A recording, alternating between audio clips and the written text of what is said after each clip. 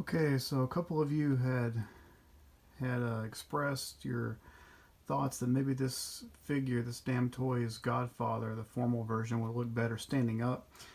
In the previous video, I had a picture of him sitting in the chair, and while I was able to get him to look halfway decent, I eventually thought, yeah, why not try to get a pose of him standing up? And so,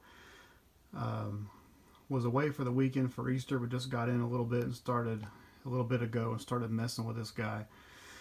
And yeah, I think I like this better. This is a standing pose. I'm glad I listened to those of you who had commented both YouTube and on Facebook, and definitely gave some good feedback. And I think he does look better standing up. So it's took some futzing with the outfit to get it to look right. What I thought would look good. I still think that vest looks kind of wonky, but oh well. It's about as about as good as I could get in just the short time that I spent messing with it. But another thing that I did is I took some toilet paper and wrapped around his legs to pad his legs up a little bit, because right in here around the thighs there's padding there, just like there is on the stomach. But then after that his legs suddenly get skinny again. So I went ahead and just got some TP and just wrapped it around, taped it, and I think that actually looks a little bit better. It fills his legs out a little bit and doesn't look as wonky. So again, there's the table with his stuff. There's the cat. Now this cat is actually from the casual version, because the cat that comes with this version is a cat that's just kind of sprawled over, that looks dead basically. It's meant to look the way it looked when it was in his lap, because he's petting it, and so its tummy is facing up towards him. But if you want the cat that's just out kind of walking about, you have to get the casual version. So this is the cat that comes with that, which again doesn't make any sense because I don't remember there being a cat at any other point in the film. So, but it works for this. So now that I got him standing, I have the cat standing as well. So that all worked out pretty well. And here again, I think it helped with the legs to pad those up a little bit. And something else I want to mention too, for you guys to kind of watch out for, it's these wrist pegs. You see how long and skinny those are?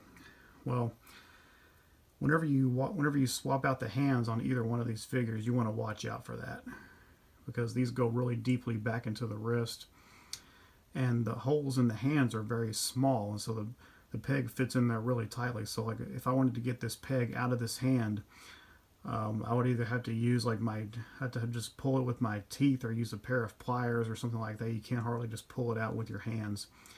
Thankfully, these are pretty robust. They don't break as easily as they look like, and at least mine didn't. Mine have not broken, but they did include a couple of extra wrist pegs just in case, like Hot Toys does. But to pull these out, you would probably need a small pair of pliers, and of course you don't want to risk damaging the ball joint or anything.